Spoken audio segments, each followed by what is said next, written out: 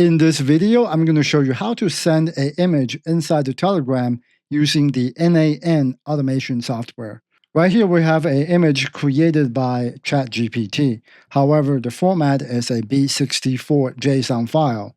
What we need to do is to convert that into an image file, aka a binary file, before we can append that inside our Telegram Messenger. So what we can do is hit Add, and we can search for Convert. Here, click on Convert to File, and we will select Move Base 64 String to File. And right here in the B64 input field, we will drag the B64 JSON schema right in here as an expression. Hit Test. This will convert the B64 JSON into an image file that we can view. If we hit View, we can see the image right here. Now, if we want to add that image to a Telegram Messenger, we will hit Add and select Telegram.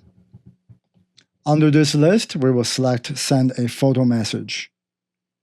And right here, we will enter our chat ID, and we will toggle Binary File. And the input data field will reference the data from the previous node, which is a binary file. Now we have everything set up, hit Test. Now you should be able to receive a photo message inside your Telegram app. And there you go. And this is exactly how you can send a photo message inside the Telegram using the N8n automation software.